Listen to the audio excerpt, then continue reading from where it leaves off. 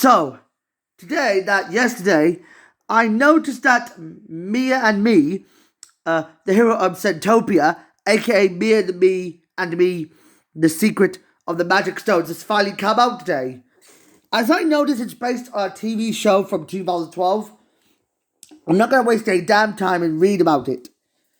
As I know, this feature film began development around 2020, and the show originally revolved around a 12-year-old girl named Mia McConney, who was gifted by a game that her father made in life. However, when her parents died, it took the form of a large book called The Legend of Centopia, which was a magical runic writing the password that would read backwards. When Mia travels to that world, she is trapped in another world which is full of mythological creatures like winged elves, pans, unicorns, and dragons. And once she becomes a winged elven girl with the ability to talk to unicorns, where she befriends so many magical characters like Lirio the unicorn, who has a son named On Chao, and also Yuko the girl warrior, who is jealous of how Mia received him, including Prince Moen Puddle, who is a comedic pan. For some reason about those oracles and what I saw in this cartoon, it looks very weird. As I know I haven't seen that show, I'll tell you the whole plot to this simple. The plot involves around an agent. The plot is very simple. In the movie, Mia, Yuka, Mo, Oncha, and Puddle would stand up against an evil toad named Toxor, who wants to develop Centopia as his personal poison pit. But this monstrous new enemy would hold the keys information to help Mia solve her parents' mysterious disappearance. But the ancient prophecy entwines around the magical gem that Mia had in her bracelet, that she embarks on an adventurous journey where she has to explore the remote islands of Topia. Not only she faces that powerful enemy, but she takes her destiny into her own hands. Although with Ikko, she's ready to face any challenge that comes in her way.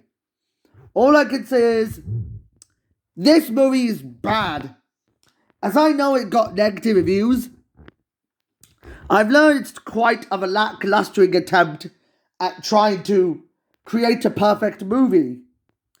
As I know the animation is really bad, it came out on May 26, 2022 in Germany, and it was released in Russia on June 16th, France, Israel, and Jordan, Spain, July 2022, and also Hungary, Kazakhstan, Taiwan, August 2022, Poland, September 2022, and most notably, New Zealand, Ireland, Australia, and Egypt in October 2022.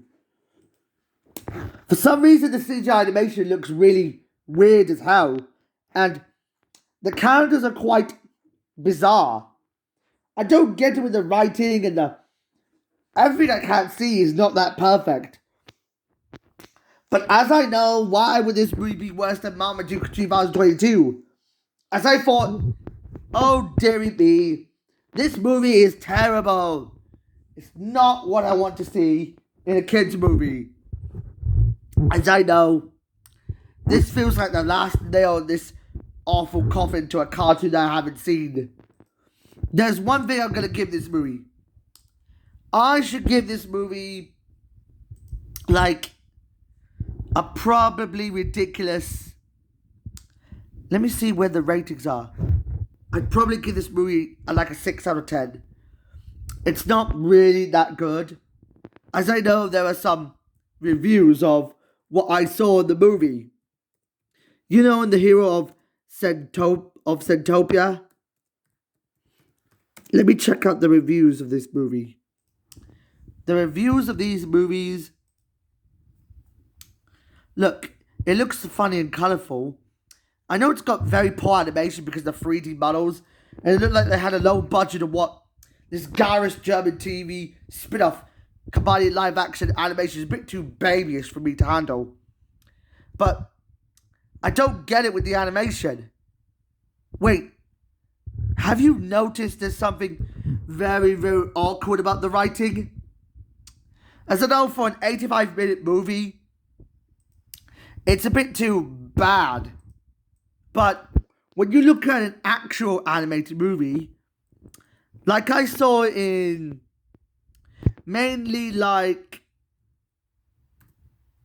I can't figure a rhyme.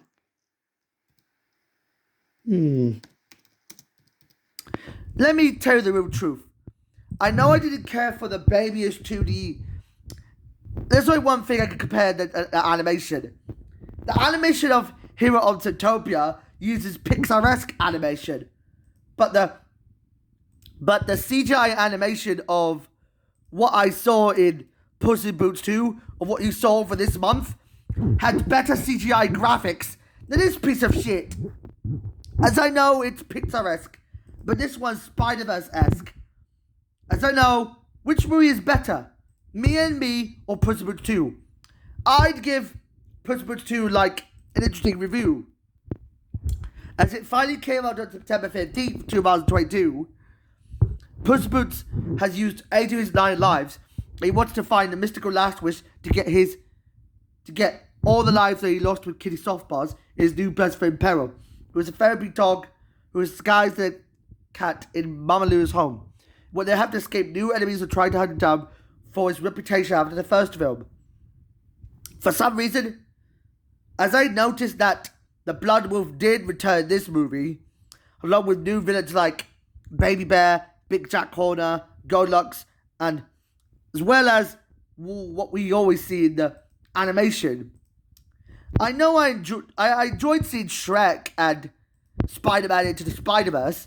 They had better CGI graphics than this awfully driven, babyishly childish movie. And this movie sparks some sort of a backlash for those who like, magical girl heroines. But as I know, I'm gonna give this awesome movie?